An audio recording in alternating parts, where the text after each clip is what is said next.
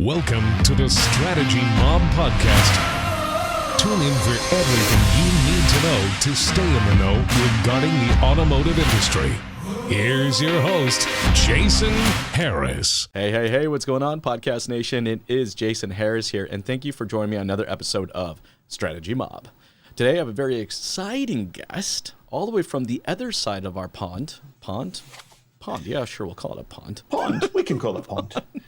I have the oh-so-famous Mr. Simon Bowkett in the house. Simon, thank you so much for taking the time to jam with me today.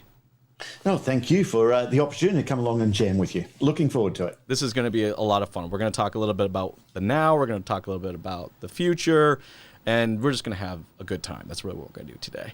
Hey, but before we do that, though, I love starting off these podcasts with a little origin story because I'm always so fascinated how we kind of got our way into the industry. And I always find they're pretty entertaining stories. And I bet you probably have one of your own. So let's start there.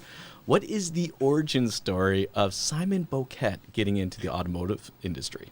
Yeah, probably a good place to start because I know now that some of your listeners in Canada were saying, what accent is that? It's all over the place. Now, I actually grew up in Australia. I've been in the UK since 95. I've been here so long that I've even bred two English people. So if I phone home, my own mother will call me a POM, which is a slang name for an English person in Australia. The people in Australia, they're listening to me now thinking, nah, he's definitely English. He's definitely English. But my baptism of fire in the motor trade was work experience. I'm sure you have work experience. Mm-hmm. I wanted to be a technician. Well, back then they were called mechanics, Jason. So I was 16 years old. I did 2 weeks work experience, working on the cars. But this was in Townsville, North Queensland, in December, which is hot, other side around the world, okay? And I'm sweating my bits off, jet washing Land Cruisers and Hiluxes. It was a horrible, horrible thing. There was one lovely old guy. He was going out for a meal with his wife for an anniversary or a birthday or something like that. And we're scrubbing his hands so much, Jason, they're almost bleeding. Oh, no. He turned around and he said, you know what, lad? This is what you got to look forward to for the rest of your life. You'll never get the grease out from underneath your fingernails, okay? So I got to the end and I decided, you know what? I don't want to be a mechanic anymore. And it was probably as shallow as this. I noticed that all the technicians, I may offend some people here if I do, that's not my intention, but I noticed all the mechanics were sweating their bits off all day in a hot tin shed, driving clapped out old cars that didn't work that properly, getting grease under their fingernails. And bear in mind, I was a 16-year-old boy. I didn't have that good-looking wives and girlfriends. Now, when you're a 16-year-old boy, you notice stuff like that. Yeah, didn't have that James Bond look at all. Exactly. Now, the James Bond look, I noticed on the other side of the dealership, all the flash salespeople were suited and booted in air-conditioned offices, in brand-new cars that were given them to drive, yep. The fuel paid for, and they had better-looking wives and girlfriends. There's one guy, Michael. I remember she was a glamour. So anyway, I got to the end of it, and the person who I'd gone through the work experience, he interviewed me and said, so how did you get on? Because, of course, the gig was, if they liked me and I liked them, the gig was I got to be an apprentice technician. And he said, so do you want to be an apprentice technician? I said, you're just like, no. Honestly, no, thank you. And Jason, he just went, oh. And there was that uncomfortable silence, mm-hmm. You know the one, and I felt like I had to fill it with something. Okay, I had to say something because he was just and said nothing. So I turned around and said, "But how do you get a job on that side of the business?" Now he admired my ballsiness, or what he thought was my ballsiness, and he said, "Ah, a man of my own heart. You want to be a car salesperson? Hey, listen, why don't we put you on as a cadetship to be a cadet car salesperson," which was 12 months of making the teas and coffees, taken people for a drive, Nice. doing all the stuff when I was this cadet salesperson. And that's how I started the motor trade 30 years ago. So as a 17-year-old guy, and got to tell you, I've been in it since then. Love it. Absolutely love Once it gets in your blood, you just can't get it out. I sold my dealership about 6 years ago, and everybody just assumed I was going to get out of the business at that point, and it just didn't happen. I wasn't even 2 months before I was like, no, I'm going to go full force with an agency, and I'm just going to work with dealers, but I'll work on the other side of the fence. So you've had the opportunity to work now on both sides of the fence, both the vendor side and on the dealer side. And you've been in the business longer than I have. You've seen a lot of things change already in our industry, not including this mystical year of 2020. mystical year. Look, I consult with our dealerships. You do too. We always have contingency plans for a lot of different things in our business.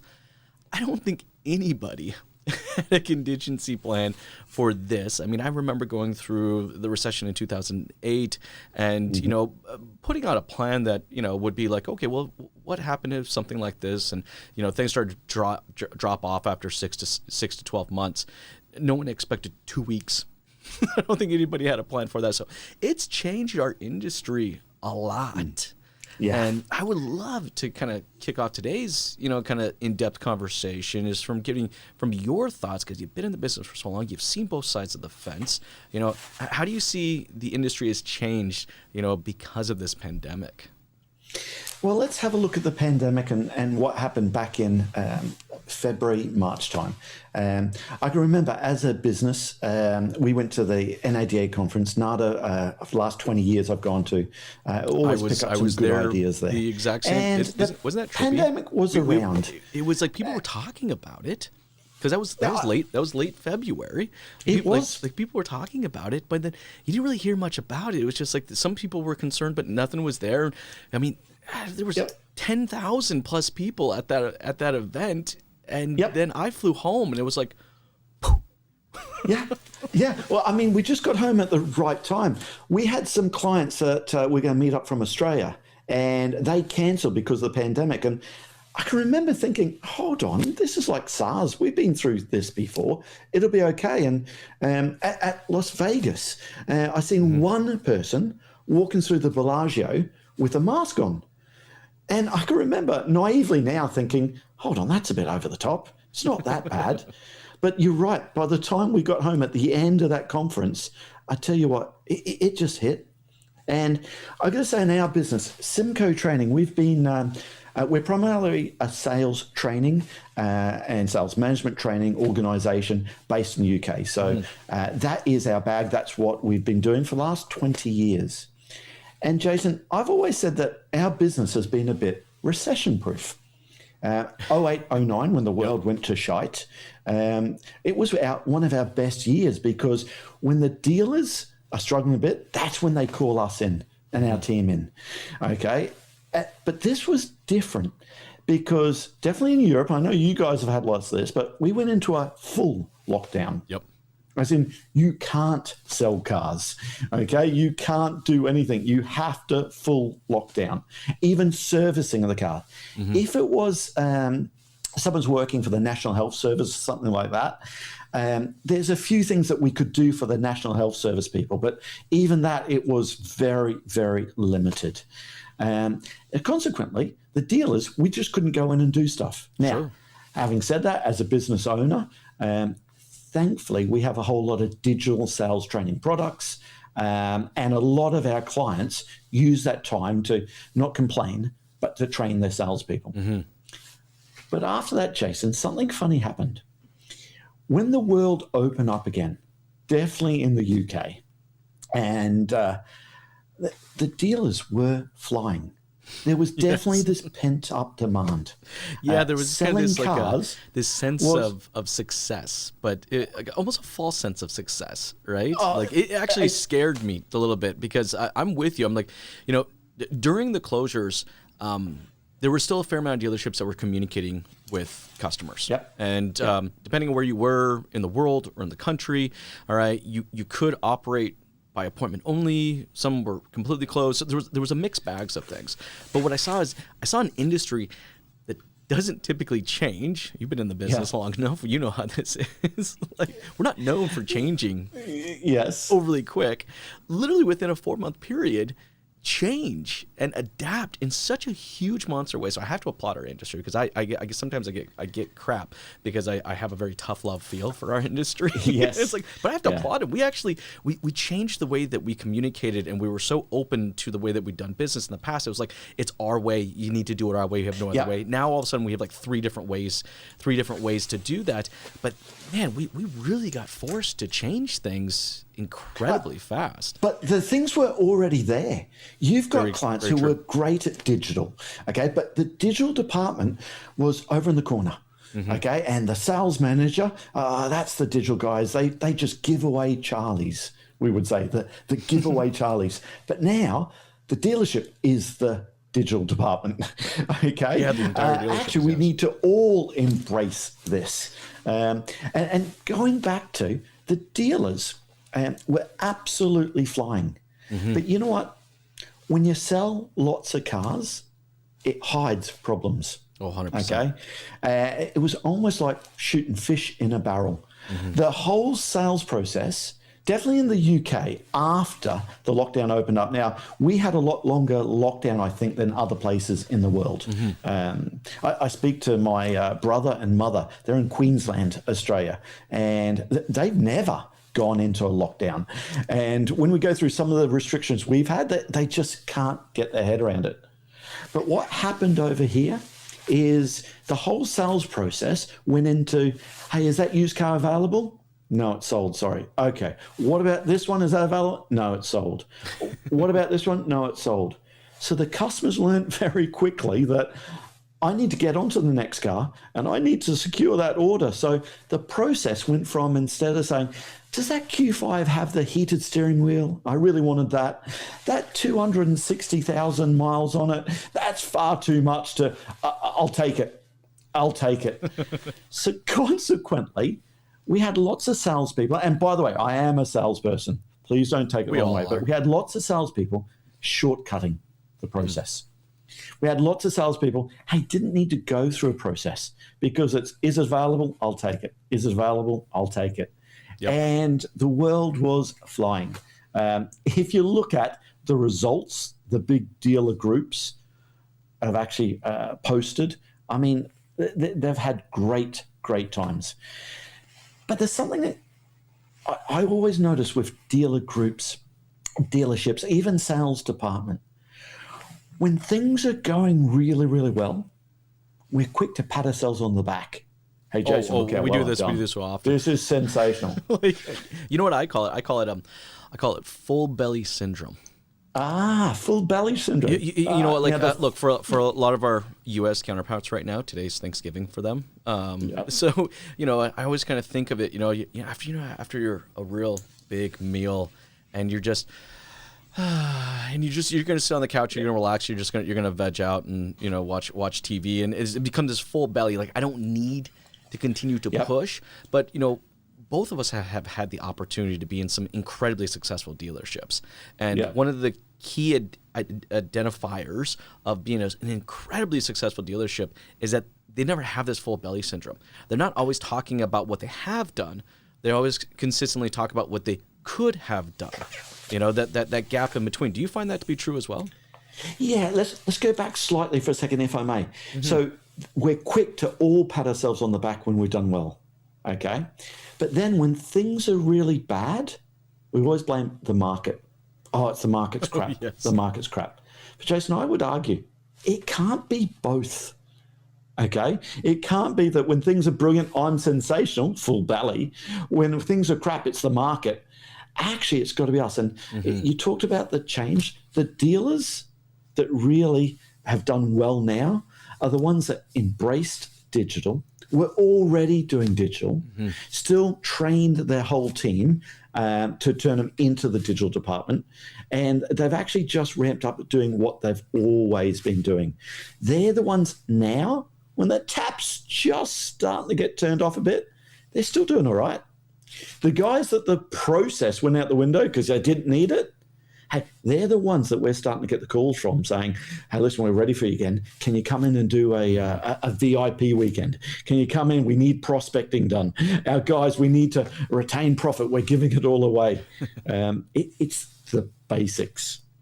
The basics that the dealers weren't doing. Well, and I think that's kind of what fundamentally has shifted our business. I think some of those basics are going to have to evolve. You know, I'll give you an example, and of course I want to get your thoughts on this too, right? Is the dealer's expectation on how we communicate with them has elevated in a way that I don't think we could ever go backwards now, right? The customer expects that we can communicate with them in the digital format that they want, not the ones we choose, or whatever they want. They want text message, they want Facebook Messenger, they want LinkedIn. We communicate their way.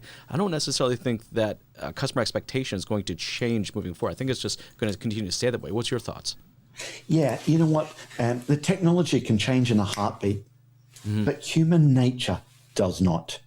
The ways that people feel like they've got a good deal 10, 20, 30 years ago is still the way that people feel like they got a good deal now. Good point. We talk about the fundamentals as to why anyone buys. There's 4 key fundamentals. The fundamental of comparison. That's why people want to shop around, okay, to feel like they've got a good deal. Back when I started, they'd shop around in the 3 or 4 dealers in the local town. Now, through Google, they just shop around all across Queensland if they want, all across Ireland. The next fundamental is value. And you know the value scales. There needs to be more value built in the product and the service to get the amount of money they spend to balance. There's the fundamental of scarcity. Okay, if there's any scarcity, people tend to want it because it's a scarce. Diamonds, for example. And of course, urgency. So those fundamentals haven't changed for a long time, but the technology has. So now people can satisfy their fundamental need for comparison through technology, just doing a lot more shopping around. They got their value worked out themselves because they've done 19 hours and 42 minutes of research before they've got to us. They can actually, that scarcity, in fact, it's all the information. When I first started selling cars, and some of your listeners might remember this, the good old advice, listen, don't give the customer what they want until you get what you want, okay? When the customer emails in and says, can you tell me, is the car available? And so what's your best price? No, we don't deal with an email. You just say, you want your best price, you need to call me. You got to come. Okay? It's this constant back and forth tug of war of control. The customer wanted to be in control. The dealership wanted to be in control. And it was just this back and forth. And I feel like what I'm seeing right now, some of those successful dealerships, during this time frame right now, has kind of let the customer take more control, or at least the perception of more control. What are your thoughts? Yeah, I think the perception is they do have more control. Listen, 30 years ago, the only way someone could get a price on the new car was having to come in and speak to us. Every customer's gone online to the manufacturer, the OEM. By the way, Jason, that snuck up on me. When did manufacturers get called OEMs? It sort of snuck up on me on the last sort of 8 years. But you know what? I don't know when it is. Well, you know what's funny too? Like things change over time. Like I don't know when, like opportunities turned into like leads. Yes. You know what I mean? Like someone like filling out a form on a site, like I remember, it was one of my first management level jobs in the business is I was director of internet operations, because they didn't even have a title at the time. They just like, whatever this thing is, you go deal with it, right? And we counted them as form fills and submissions, and then somewhere down the line we changed it into leads. Yeah, sorry, I digress, but I think it's so we weird could digress all the time. When did growing your business turn into how to scale? Exactly. When you had to change to deal with the demands of the current market, turn into let's pivot the business. So we could talk about that all day long, how these things evolved over time there. Well, you know what? It's not just the dealership and the way that we are operating our dealerships evolved during this time frame. It's a salesperson.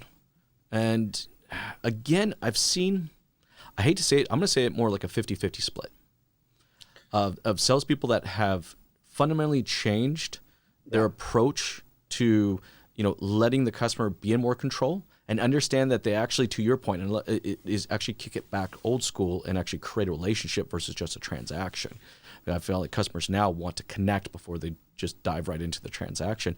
And I'm seeing like a 50-50 split out there right now. We can salespeople adopting to that current model of what we need to do to sell a car. Your thoughts? Yeah, listen, I believe there's always going to be 3 sales in any sale. Jason, you need to sell yourself first, the product second, and then the deal. Okay, if we're going to buy a suit and we went in to buy the suit and the suit salesperson said, oh, hold on, it's close to closing time, you need to come back next week. You know what? I'm going to find another suit salesperson. I hate to say it, but then we need to sell. After we sold ourselves, we need to sell the product. If all they had was pink and purple polka dotted suits, all just in extra, extra large, it doesn't matter how cheap they are. Okay, it's not going to work. Then we need to sell the deal. And you hit the nail on the head for me.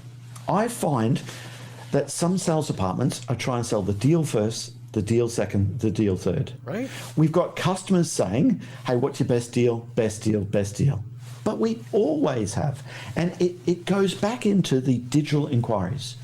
So many of our salespeople want to speak to the customer to try and build some rapport. And so many times when you look at the digital response, now we've got access to videos. There's so many companies out there from See It Now videos to Car 360 and so much technology to get to really impress. But so many times sales departments are saying, car's available, call me. You want to know the best price? Call me. Want to know what your car's worth? Call me. You want to know the finance rates? Call me. But if the customer wanted to call, we all know they would have picked up the phone. What we need is salespeople need to understand how to engage with the customer and give the reasons why the customer wants to pick up the phone and get to us. So that whole digital response value, right? Bring them more value. It value. needs to be the WhatsApp generation. It's like I say something, you say something. I say something, you say something. Let's do all the meet and greet and qualification before they get here. Let's not just go down hold on. My only job is to make an appointment on the phone. Once I made the appointment, then I start my sales process. Bollocks to that. The sales process starts now digitally, right from the beginning. No, it's so true. It's funny because I've been saying that for years. I mean, I remember when my dealership first got their first website, right? Yeah. And I tried to explain to them that the first impression that the customer is going to have of you as a business is going to be this thing. And boy, did they okay, whatever. Okay, you're that computer kid. Can you just go sit over there? But it's so funny to watch how much it's changed. I mean, I remember I had a dealer principal look me right in the face and literally say this whole internet thing was a fab. And it's don't worry about this. Like, no, my customers come into the dealership. They want to come in and do this. But no, so much has changed. Now I'm kind of curious though. There's so much change right now as far as our industry and the salesperson has changed so much just for right now. Look, if we had this conversation a year ago, I think my conversation around what the future was going to look like would be considerably different than what I think it's going to look like now. This COVID's kind of pulled back this whole additional layer of going, maybe that's not such a crazy idea. So I would love to kind of get your thoughts as an industry. How do you see the industry kind of moving forward in the future? Yeah, great question. And to answer that, I'm going to go back slightly again, okay? And this I need to credit Joe St. John from AutoFi. I was at the NADA conference, and it just shocked me. He talked about if you're going to invest $1,000 in Amazon, Apple, Facebook, or Google, he asked us, which one of those do you think you'd do better by investing the $1,000? And you know what? It wouldn't be Apple. Okay, it was Amazon. No surprises there. You had Tesla into the mix. Okay, and your $1,000 into Tesla, you would have done a lot better. Now, bear in mind, this was in February. But then he said, okay, those first 4 companies, there's one company that's outstripped them completely. I mean, the $1,000 in Amazon would be worth about $6,000 or $7,000 if you invested something like 15 years ago. Tesla, and now this was February, $1,000 would be something like $14,000. Hey, listen, that's gone up a lot just in the last week. They're in the 500 now, so that's definitely going to change. But the company he was talking about was Domino's Pizza. If you invested $1,000 in 2004 into Domino's Pizza, that would now be worth $56,000. Again, that was in February. Outstripped those first four companies total. You think, hold on, they're a pizza company. There's not even the best pizza in the world. No. How have they done it? And he said, and I think he's hit the nail on the head for this, they've really embraced clicks and bricks. It's a traditional bricks company, but the motor trade is a traditional bricks company. But they've really embraced through the app, and you'll know the app, Jason. Oh, yeah. You order the pizza, you can see when it's in the oven, where it's cooked, where the guy's on the moped, it's there. People have information. People are desperate for that information just on a pizza. Exactly. So they're desperate for information on the pizza. Of course, they're desperate for information on their car. And I really think, you ask where we are now, that's probably where we are. Where's the future? Is there a place for car salespeople? The dealers listen to this. Do you need car salespeople, or can you just build a Carvana vending machine? Yep. Well, you know what? I think we're always going to be there, because I'll tell you something. Jason, they currently have planes that can take off, do the whole flight, and land without the pilot touching a single control. But are you ready to get on a plane without a pilot sitting up the front? Now, no chance. Now, maybe our kids will be. Okay? No, but that's a good point, stage, though. I think we will always need kind of someone in the driver's seat so that there's a level of confidence. You know, it's funny, we were talking about NADA, and when I was in Las Vegas, I had a chance to take one of those autonomous taxis. Did you? Yes. Check? Yeah, I didn't do it, but I did it, and I'm hook, line, and sink. You know, when that tech is available and where it should be, I'll be glad to be one of the first people to go out and buy one, because it was, I could see so much value in just not having to be behind the steering wheel of it. But as far as our industry goes, I think there is a lot to be questioned. I mean, it's not all the way down to the way that the salesperson is structured within the dealership, the way the salesperson, like what role does the salesperson have? I'm working with the dealership right now that I'm doing some consulting with, where they've split the sales role into an experience manager and a transaction manager. One person that's solely dedicated to just really, really happy experience, make sure the customer is just get everything that customer wants is given to them, and then when they're ready at a certain point, hand it over to a transaction. I thought that was interesting. I'm seeing other models now where we're seeing bringing both salesperson and F&I manager together. I think there's a lot of other models out there. Again, we're trying to meet the customer and build confidence. To your point, I wonder if there's a model where a salesperson doesn't exist at all.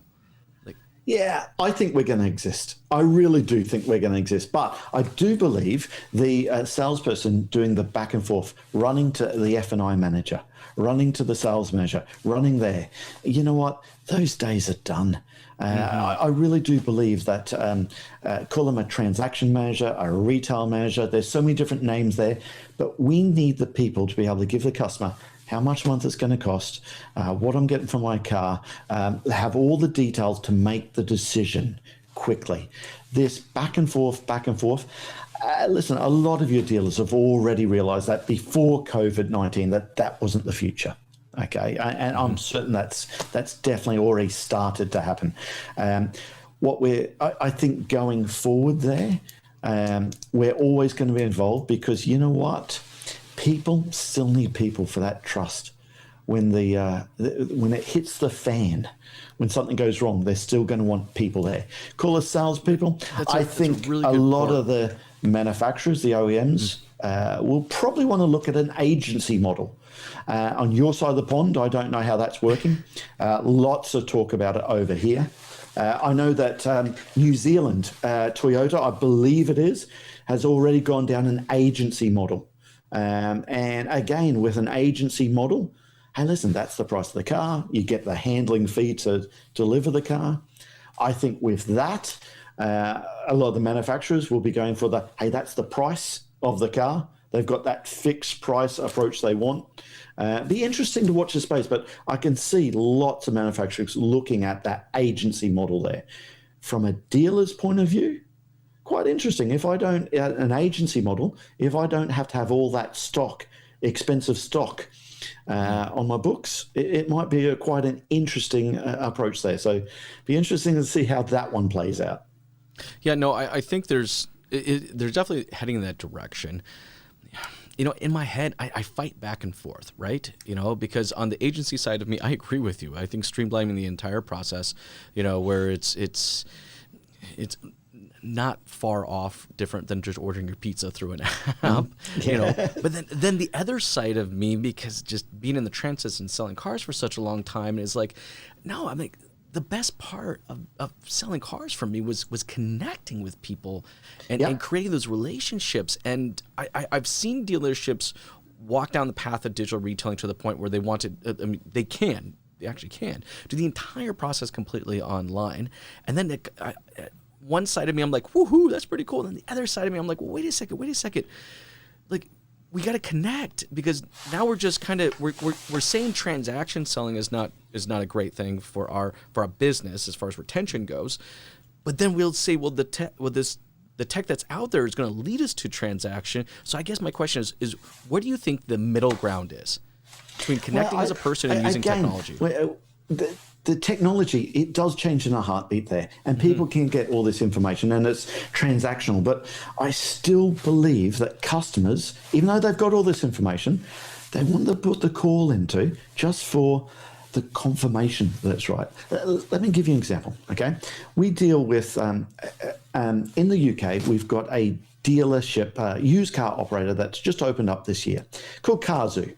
So the dealers of this side of the pond, you'll know who they are. A man called Alex Chesterman. He owned Zoopla, iFilm, and he's now getting into the car world. He's following Carvana's model. But, and it's all transactional, where you can just go in and not speak to a salesperson. You order your car online, it turns up, you got the 7 days to make sure you like it, and then it goes back. I mean, in March, he had an extra investment of $100 million. Wow. A lot of people saying, wow, huge investment on it. Take it to August, he had a valuation on his business of $800 million. Okay, now that's all in sterling. So first unicorn company for a long time in the motor trade. And everyone laughed at that. Now, this is a company been trading for 6 months, okay, was still losing money, not made a profit. But now the same company's got a valuation of $2 billion.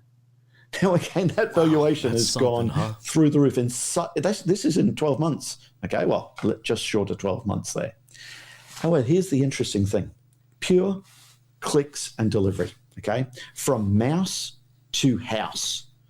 However, he's just bought a used car supermarket that has, I think, 16 sites across the UK. Already they've found out, and they have the technology. They can do everything, click, click, click, and the car turns up mouse to house. I love that phrase. But they've found that they still need to have those used car supermarkets, because lots of people still want to come and touch it. They still want to see someone. They still want to go ahead with it. I believe the future will be combined. Hey, we know that because in the pandemic, lots of people were sitting at home in the UK searching that new car. They couldn't go on holidays. Okay, that wedding was cancelled, so they're going to make themselves feel better for that new car. They go through the whole process. We're seeing that kind of all over the place, right? And the thing that was actually stopping them was they still just wanted to go and touch the car. So as soon as the dealership's open, of course, I can come and touch the car. I'm still going to do it. So blended is going to be the future. So then here's my next question that, for you. I actually dig that, and I'm totally for that. So, I think there's a fair amount of people that are listening or watching right now, and they're shaking their heads up and down. They're agreeing with us. So, but I know what the next question is going to be with a lot of dealers is, how do I hire for that, Simon? Like, you know what I mean? Like, that's a different type of person. So, what advice would you give for hiring that next generation of car salesmen, knowing that that's kind of the direction we're heading in? Yeah, now it's the YouTube generation that we're training now. Where we hire, people are looking at, Instagram, social media, that's the future. So listen, when do we, and I'm sure your dealers are doing this already, but too often I still see a traditional recruitment company gets involved, people turn up for an interview. We think, no, that's a load of shite, that one there. Let's communicate with that person the way your customer's going to communicate with them. So firstly, on the interview, why don't we ask them to send a short video through to us we can actually see how they come across? That's where we should start. The interview then should start face-to-face. Hey, there's a laptop. I'm going to sit in the other room and going to say, hey, tell me about yourself. And let's see how they communicate. Shouldn't we do that first? And then after that is such a good shouldn't point. We just turn around and say, hey, great, now we're going to go to the phone call? Because you know what, even like connecting with get people in front of the video camera, they're going to struggle going forward. How many people get in front of this thing and they hit the red button and all of a sudden they forget what their first and last name was? But I think that's a great way to kind of get a feel for how someone communicates. I mean, look, both of us have been in the car business to know that over 80% of what we say doesn't come out in our mouths. Yes. All right. Yeah. Our body language says a lot. How we lean in or how we lean back or how we're standing, it tells us a lot of what the customer is saying, but then we're also able to express our intent to want to serve through our body language as well. And, right now we're just, we're talking torsos right now, and it's like you can only express so much, so like that's a great point. I think it's a great way to start looking for people and hiring them is by having them go through that and then just really asking yourself, do you feel like this is someone that you'd connect with? So the new salespeople out there, this is a good one. I like this. Can I just say with video, I'm just gonna, when you say, can you actually engage with people in video? Because I want to get them face to face. That's a great point, because you know what? Steven Spielberg does really well getting people to connect with him in that movie. Listen, he's not the only one. There's lots of really good movies coming out of Hollywood. They know how to communicate. We as traditional car salespeople, I get people say, oh no, I'm not going to video myself. I'll show a video of the car, but I'll stay behind the camera. I said, no, they're going to see you when they turn up anyway. Don't hide yourself, okay? You can get the emotion through. And in my business, we run a sales training organization. We would do a lot of face-to-face traditional training. We'd get seminars. However, I think all your dealerships can learn what we're doing with our manufacturers. We would work with a lot of manufacturers and dealer groups where we have our sales fitness training program. Now, I know lots of people have video training programs, but where they're all wrong is, all wrong. That's wrong. There's lots of good advice out there. But so many times I get people saying, they're boring. It goes on and on and on. The manufacturer's training is kind of like sitting there reading a PowerPoint. So all our online sales fitness program, it's like YouTube. We have training modules which are 2 minutes to 5 minutes. We send the salesperson a video a day, every single day, to layer their knowledge. We make sure we take away every single barrier because we're busy in a dealership. There's no logins. People don't have to remember a login, so there's no excuse. They can listen to it on their way to work. They watch it on their phone because that's how our kids are actually getting the information from YouTube nowadays. It's exactly the same way. We have the 5 key, and this sounds like an advert, so I don't mean it to be, but what I'm trying to get across there, we've actually changed all of our training and before the pandemic to make it short, sharp, to the face. We all have one of our trainers presenting the information, and it is engageable. We can do that. So many times dealers are thinking, and salespeople are thinking, no, I just need to get the customer here, then I can do what I want. Guys, you got to learn this medium. Oh no, You've got to I'm learn so this with you. 100%. It's a commitment. Yeah, that's what it is, right? Like everything in our industry is about commitment and routines. And look, you have to go into this knowing that you're going to fail, right? Yeah. Like the minute you get comfortable and you know that your first attempt at putting together a process or your first attempt at recording yourself on video is going to be atrocious, right? It's going to be bad. I mean, I remember the first video I did. I took one of our offices in one of our old buildings, and I painted the walls, and I was going to do this green screen, and I was going to make the best videos in the world. I'm going to have a monster YouTube channel. I got in there. I choked up. I think I was in there for like 2 days. I'm like, this is stupid. This is a waste of time. Like, then I had to go. I mounted a camera in my car, and then I just started recording content. But yeah, you know what? I think anybody out there watching and listening, I know we've covered so much great content here. We've talked about kind of the now. We've talked about the future for both the industry and salespeople. But hey, embrace it. Have these conversations. Know you're going to fail the first time that you take a swing at it, and just have fun right now, because I think there's so much opportunity out there. But Simon, before I let you go though, for everyone out there that's watching and listening right now and would love to connect with you and your company and kind of follow along with your guys' journey as well, what's the best way to do that? The easiest way is follow me on LinkedIn. So it's Simon Bowkett on LinkedIn. And listen, from there you can have a look at our podcasts, Selling in the Motor Trade. We're talking about tips and ideas in the motor trade. You can get a copy of our book there, Words That Sell Cars there. Go to our website, it's symcotraining.co.uk, and actually go and sign up for a free trial on one of our sales fitness programs. We have 5 key programs there, from the first 90-day people for new starters, the sales masterclass, today's service advisor, the management. But the one that everyone's interested in is how to sell digitally, remotely. So go and get a free sample of that. Your listeners can have that, and see if there's some ideas they can put into their businesses to start improving their business today.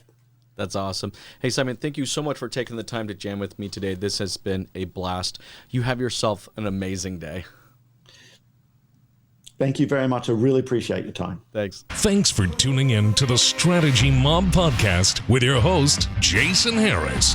Don't want to miss new content? Be sure to sign up to be a mobster at strategymob.com to stay in the know.